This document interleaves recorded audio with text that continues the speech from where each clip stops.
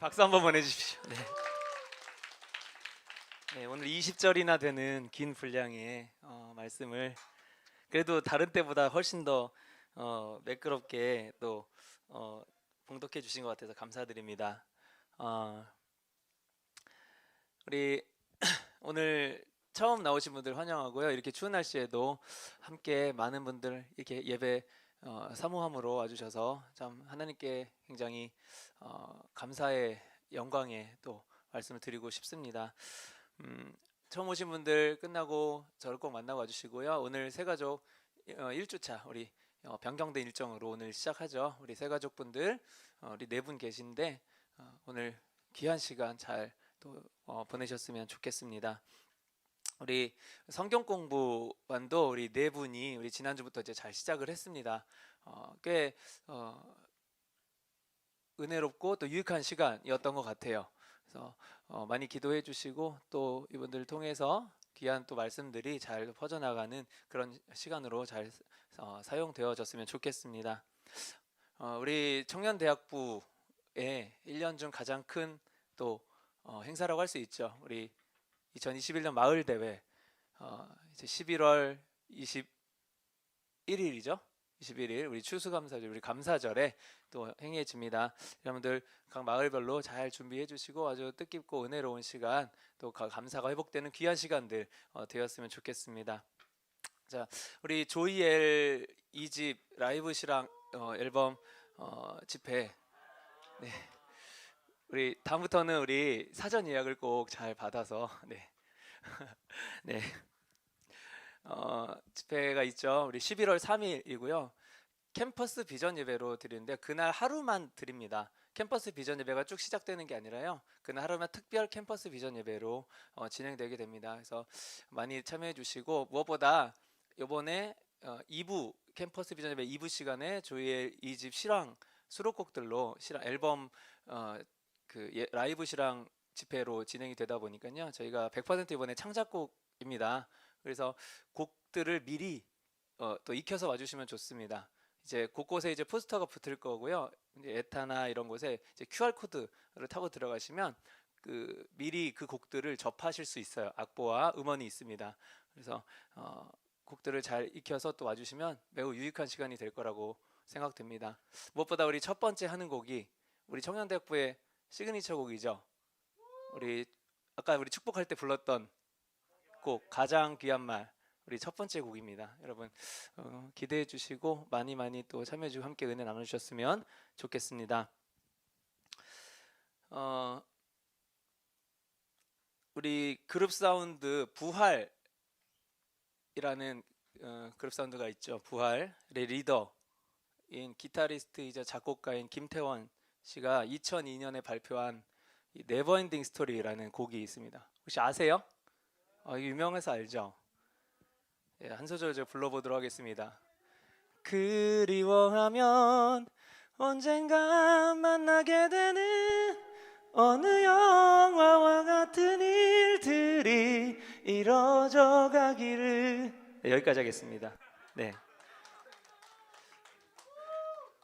이 곡이요 2002년에 우리 월드컵 할 때였거든요. 제 기억이 나요. 아직도 너무너무 인기가 많아서 이 김태원 씨가 이제 자고 일어나면 통장에 몇 천만 원씩 저작권료가 들어와 있었다 그래요. 매일매일.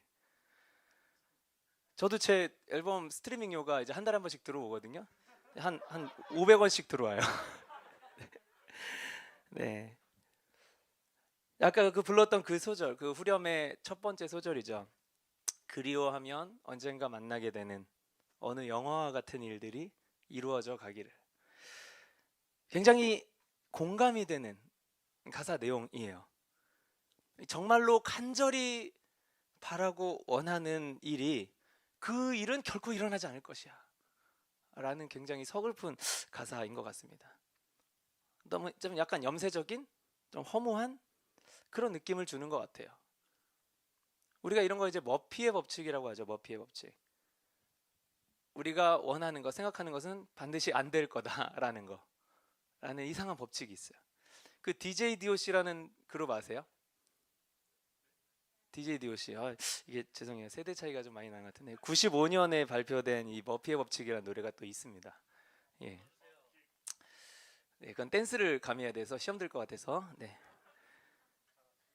내가 기대하는 건 꼭 안 된다라는 이 부정적인 법칙이에요. 저도 쉬리를 꺼주시기 바랍니다. 예. 여러분의 마음을 대변한 것 같죠, 쉬리가. 예. 어, 예, 저도 이 곡들이 출시가 됐을 때 이제 너무나 간절히 바라던 이성과의 만남이 늘 좌절되던 시절이었어요. 예. 그래서 이 노래에 푹 빠져서 지냈었죠. 내 얘기인 것 같아요. 누가 내 마음을 대변해 주는 것 같은 거예요.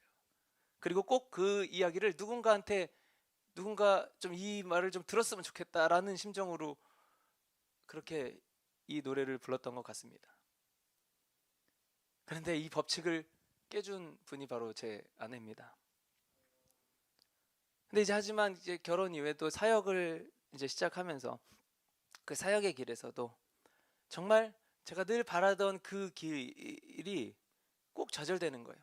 끝까지 가는 것 같다가 마지막에 공든탑이 무너지고, 그것 또한 그 법칙을 깨준 곳이 바로 이 백석대학교회입니다. 그리고 우리 여러분들 열정청년대학부이죠. 자, 문제는 이런 일들이 우리 하나님과의 관계에서 자꾸 일어나게 될 때 우리는 하나님에 대한 신뢰를 잃어버리게 되는다라는 거예요. 주님은 내가 원하는 거는 안 들어주시는 분이야, 이렇게 생각이 자리 잡게 되고 하나님과의 관계가 멀어지게 되는 겁니다. 제가 예전에 이제 유치부에서 사역을 했을 때 그 남자 청년 교사 한 분이 자기는 하나님을 믿는데요. 존재는 믿지만 하나님께 아무런 기대도 하지 않는다, 이렇게 이야기를 했었던 적이 있습니다. 자, 그렇다면 그게 하나님을 믿는 것일까요? 그저 존재만 믿는 것, 이것을 온전한 믿음이다라고 할 수 있는 걸까요? 온전한 믿음이라는 것은 그 존재하시는 하나님이 우리를 사랑하시고 우리에게 은혜를 베푸시는 능력의 하나님이시다라는 그 하나님의 성품과 하나님의 행하심들을 같이 믿어야 그 존재를 믿는다라고 할 수 있는 거죠. 바로 관계에 대한 믿음, 관계에 대한 신뢰라는 겁니다. 하나님은 내가 원하는 것은 결코 들어주시지 않는다, 하나님은 내가 원하는 걸 들어주기를 원하지 않으신다 라는 이러한 프레임은 하나님에 대한 오해함으로 생기는 것이고요, 하나님과의 관계가 깊지 않기 때문에 하나님을 오해할 수 있는 거예요.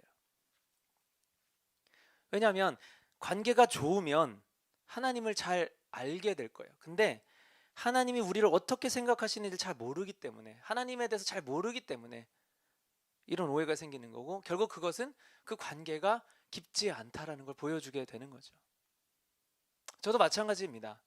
우리 샤일 찬양팀하고 저하고의 관계가 깊지 않을 때, 요새 최근에 제가 샤일 찬양팀을 좀 많이 혼을 냈어요. 그래서 좀 미안한데요, 그렇게 혼을 내도 시험에 들지 않을 수 있는 이유는 저와의 관계가 있기 때문이거든요. 제가 시험 들었어요? 예. 예. 관계가 깊다면 저분이 왜 저러시는지, 그러니까 본질적으로 우리가 미워서 그러는 게 아니라는 것에 대해서 충분히 알죠. 안 미워합니다. 네. 우리 키우는 아이들도 마찬가지예요. 아무리 혼을 내도 그 아이들은 부모님을 미워하지 않습니다. 관계가 있기 때문에. 그 혼내는 걸로 인해서 자신을 싫어한다고 오해하지 않기 때문에 관계가 중요한 거예요. 관계가 깊지 않으면, 하나님을 잘 알지 못하면 그 관계가 깊지 않음을 결국에는 뜻하는 것일 수밖에 없다라는 거죠. 우리가 함께 길게 읽었던 오늘 말씀의 주인공인 사가랴도 하나님 앞에 그런 오해가 있었던 사람이에요.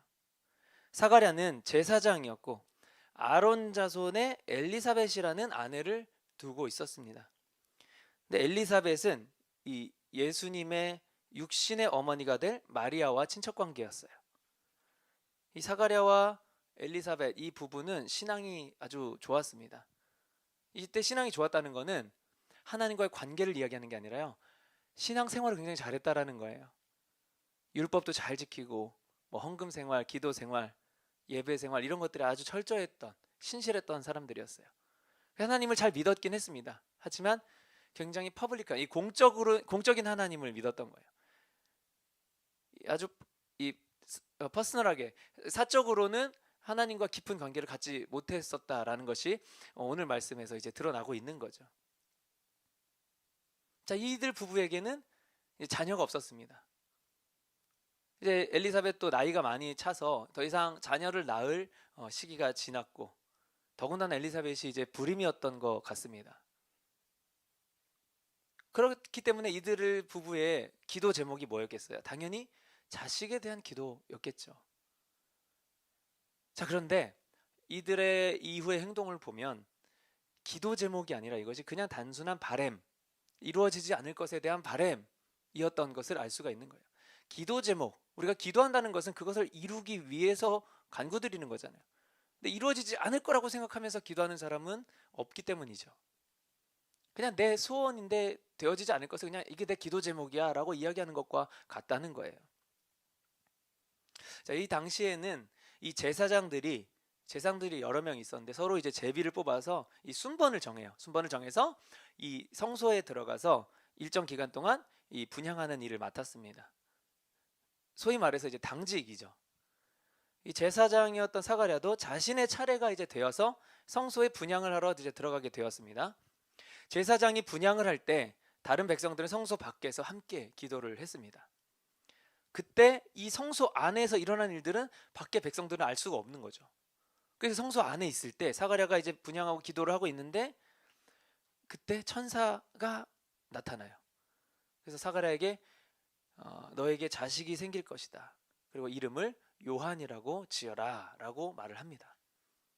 그리고 그 요한은 자라서 부모를 기쁘게 할 존재가 될 것이고 아주 큰 인물이 되어서 많은 사람들을 하나님께로 돌아오게 할 인물이 될 것이다 라고 예언을 합니다. 자, 이 사가랴에게는 너무나 놀라운 사건이 일어난 거예요.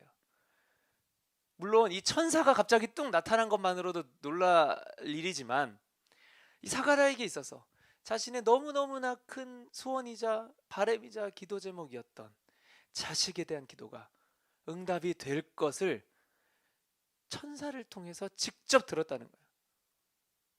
이루어지지 않을 게 일어났다는 거예요. 너무나 꿈만 같은 일이 일어난 거예요. 얼마나 감격스럽겠습니까? 그런데 사가랴의 반응 너무나 의외였습니다. 오히려 천사에게 그게 무슨 말도 안 되는 소리입니까? 우리 부부는 이제 늙어서 출산의 희망은 없습니다. 이렇게 이야기를 했어요. 천사가 이제 기가 차는 거예요. 천사는 그런 사가랴에게 너의 그 믿음 없음으로 인해 네 아내가 된 엘리사벳이 요한을 잉태하는 그날까지, 이 임신 소식이 들려오는 그날까지 너는 벙어리가 될 것이다 라고 말을 합니다. 그리고 사가랴는 그 즉시 벙어리가 되어서 성수 밖으로 나가게 되는데요. 사람들이 이 사가랴가 말도 못하고 이러니까 왜 이러지? 안에서 무슨 일이 있었나 보다 라고만 그냥 생각을 하는 거예요. 그런 예언을 들은 사실을 모르고 이제 지내게 됩니다. 며칠 뒤에 이제 사가랴가 자신의 분향 사역이 끝나고 이제 집에 돌아갔더니 엘리사벳이 임신을 하게 된 거예요. 그리고 그때서야 사가랴는 말을 할 수 있게 되었고, 엘리사벳은 임신 후에도 5달을 그 사실을 숨기고 숨어 지냅니다. 그때 당시에 좀 부끄러운 일이었던 거예요. 잉태할 수 없는 여인이 잉태를 했다는 것이 뭔가 좀 이상하다라고 사람들이 볼 수 있기 때문에 숨어 지내다가 그때서야 주님께 감사의 고백을 올려드리게 되는 거죠.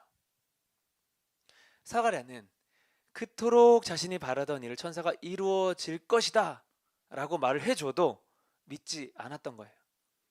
그렇다면 사가랴의 바램은 거짓이었을까요? 그거는 아닙니다. 너무너무너무도 바라는 것이었지만 그렇게 바라는 만큼 반대로 현실을 딱 보면 정말 너무나 터무니없는, 이루어지지 않을 바람이야. 터무니없는 만큼 간절했다는 거예요. 너무나 슬픈 얘기잖아요.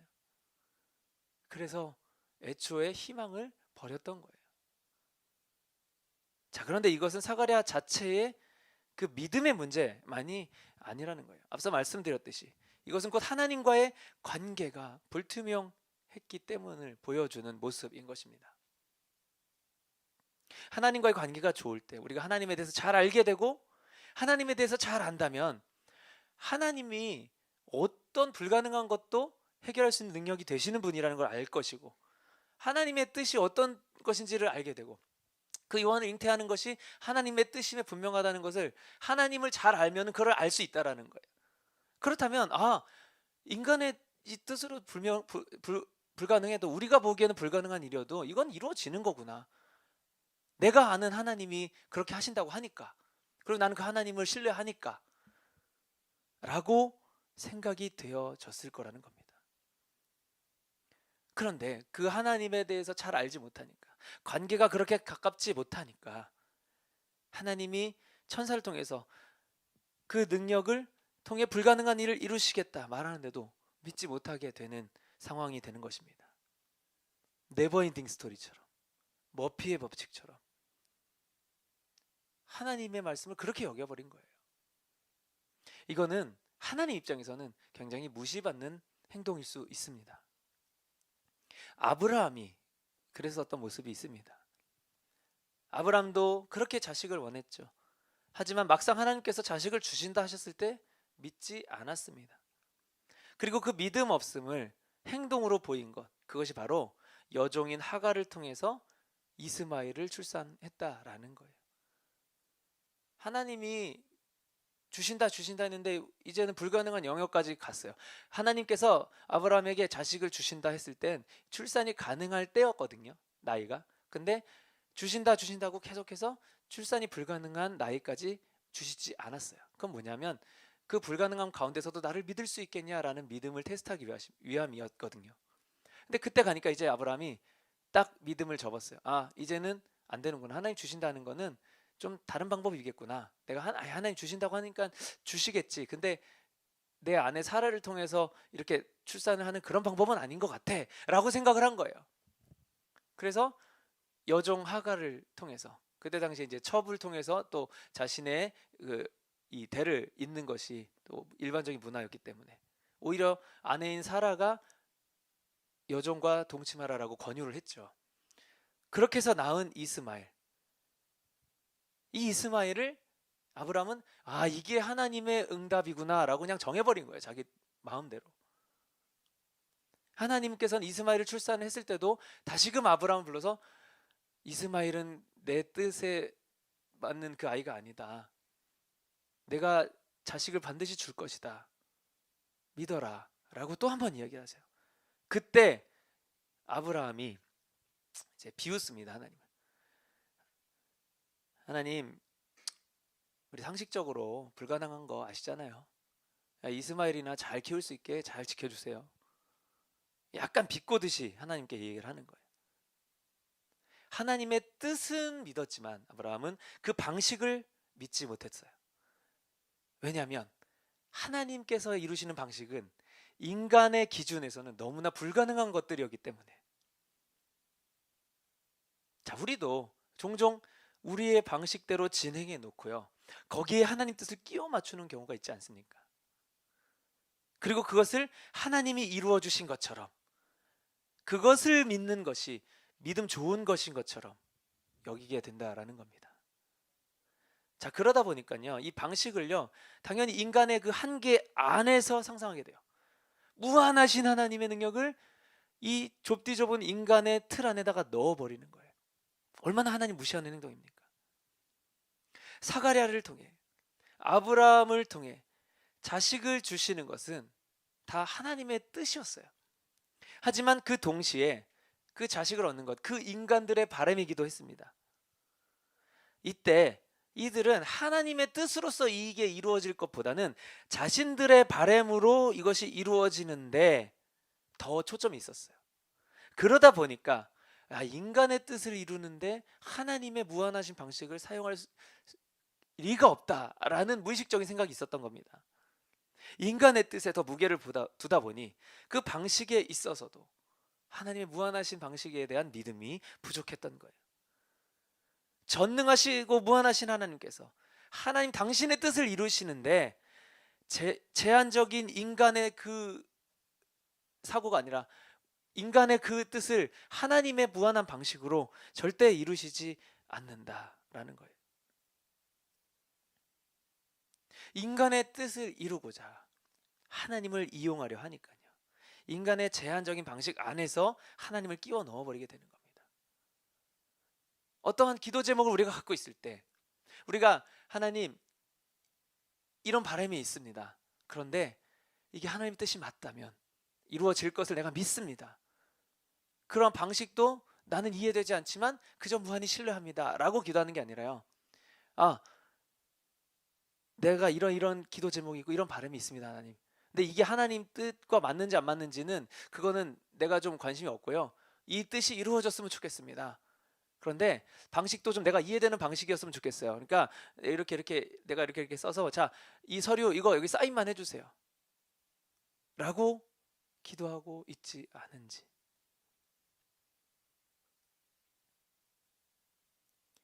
도마라는 인물이 그러했습니다. 예수님의 부활을 목격하지 못했던 제자였던 도마는 예수님이 부활하셨다는, 예수님의 부활을 목격하고 예수님의 부활을 알리는 다른 제자들의 말을 믿지 못했어요. 예수님의 부활을 싫어해서가 아니라, 예수님을 사랑하지 않아서가 아니라, 오히려 예수님을 너무나 사랑했는데 자신의 제한적인 사고로는 죽은 인간이 부활하는 것이 믿어지지 않았기 때문에 괜히 희망 고문을 당할까봐 너무나 바라기 때문에 너무나 믿지 않게 돼버린 거예요.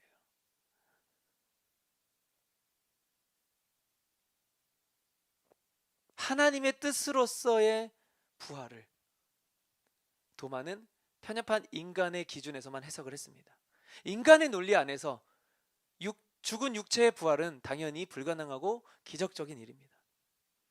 그런데 하나님의 뜻 안에서의 부활, 하나님께서는 죽은 인간을 살리는 것은 정말 너무너무도 쉬운 일이에요.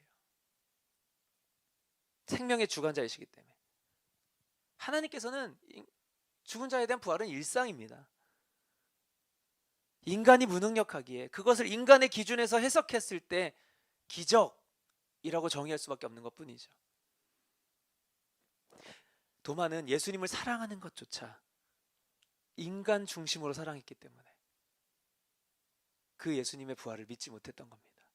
그 이후에 그것을 목격한 후에는 변화하죠. 그 이후에 진정한 제자가 되어 자기 자신도 과감히 십자가의 길에 뛰어들어 죽을 수 있었던 거예요. 왜요? 부활을 믿었기 때문에. 하나님 중심이어야 가능한 일이었습니다. 자, 이런 도마나 아브라함, 사가랴와는 달리 한나라는 사람은 그렇지 않은 믿음을 또한 보였었습니다. 한나 또한 자식이 없어서 자식을 간구했습니다. 하지만 앞서 말씀드렸던 인물들과는 두 가지가 달랐어요. 하나는 자기 중심, 자기 소욕이 아닌 하나님의 뜻을 이루기 위해서 기도했다는 것이고요. 또 다른 하나는 바로 그랬기 때문에 인간의 기준으로서의 방식이 아닌 하나님의 기준으로서 그 방식을 믿을 수 있었던 거예요. 불임인 자신이 임신될 수 있음에 대한 그 기적적인 방법을 믿었다라는 겁니다. 자, 이 모두에게 하나님은 다 결과적으로 응답을 하셨어요. 하지만 그저 무조건 응답하지 않으시고 그 간구하는 사람의 믿음이 온전케 되도록 연단의 시간을 가지신 후에 응답을 하셨습니다. 사가랴에게는 벙어리가 되게 하는 그 연단을 주셨고, 아브라함에게는 자신의 믿음 없음으로 인해 태어난 이스마엘로 인해서 그 가정의 분열을 보여주심으로 교훈을 얻게 하셨고, 또 도마에게는 부활하신 예수님 직접 나타나셔서 권면을 하신 후에 도마의 바람을 이루어 주셨습니다. 그래야지만 그 바람이 이루어진 것 자체가 아니라 이루어 주시는 하나님에 대한 믿음이 단단해질 수 있기 때문에, 이것이 바로 믿음의 실체입니다. 하나님께서는 믿음을 선물로 주세요. 하지만 그 믿음을 받을 이 마음밭을 먼저 점검을 하십니다. 이 토양이 괜찮은지 보고 씨를 뿌린다는 거예요. 그리고 괜찮지 않으면 이 토양을 기경을 한 후에 씨를 뿌리신다는 겁니다. 씨 뿌리기를 캔슬하지 않으신다는 거예요. 그 기경하는 과정이 우리에게는 연단이 될 수 있고 고난이 될 수 있고 무응답으로 느껴질 수 있는 거예요. 아예 예수님을 부정하는 의심, 믿지 않으려고 하는 의심, 바리새인들처럼 기적을 보여줘도, 이적과 기사를 행해 보여줘도 그것을 믿지 못하고 또 이적과 기사를 요구하는, 그건 뭐예요? 그걸로는 네가 신의 아들이라는 걸 증명할 수 없으니까 다른 거 더 보여줘. 이건 믿지 않으려고 계속 보여달라고 하는 거거든요. 그런 부정적인 의심에 대해서는 철저하게 거부하지만, 하나님께서는 간절히 바라지만 인간의 연약함 때문에, 인간의 편협함 때문에 믿지 못하는 그런 긍정적인 의심에 대해서는 하나님께서는 끝까지 만지십니다. 그 연약함을 강하게 하심으로 인해 믿음을 먼저 주시는 거예요. 그래서 우리의 진짜 기도 제목의 응답은 내가 바라던 그것이 이루어지는 것 때문이 아니라요, 그걸 이루어주신 하나님에 대한 믿음이 강해지는 것, 그 믿음이 얻어진 것, 그걸로 인해서 우리는 기도 응답이 되어지는 거예요. 그래서 주님은 믿음이 연약한 자를 통해 믿음의 사역들, 믿음의 일들을 성취해 나가십니다. 오늘 등장한 이 모든 캐릭터들 대부분 믿음이 연약했습니다. 자신들이 그토록 원하던 일이었지만 막상 그 일을 이루어 주신다니 믿지 못했던 자들이었습니다. 이때 하나님께서는 이 연약한 믿음의 상태 그대로 응답하지 않으시고 반드시 이 믿음을 단단하게 하신 후에 응답을 하십니다. 주님의 뜻이 분명한 이상 반드시 응답이 되어진다라는 겁니다. 단 그 과정 가운데 우리의 연약한 믿음을 온전케 하는 그 시간이 분명히 필요한 것이고요. 우리 열정청년대학부 안에서도 이런 믿음들이 있으신지요? 이 믿음 때문에 아직 응답되지 않은 기도 제목들을 가지고 계신 분들 계십니까? 자, 그렇다면 그것은요, 응답되지 않은 것이 아니라요, 그 기도가 하나님의 뜻과 맞지 않던지, 아니면 그 기도 응답에 대한 내 믿음이 아직 연약하기 때문일 것입니다. 그리고 하나님은 그것을 일치시키기 위해서 지금 여러분들과 시간을 갖고 계신 거예요. 주님과의 관계를 먼저 온전케 하기 위해서 여러분들에게 시간을 허락하시는 겁니다. 저와 여러분이 바로 그러한 믿음 온전히 얻어서 응답의 은혜를 누리실 수 있기를 예수님의 이름으로 축복합니다. 우리 함께 찬양하고 기도하시겠습니다.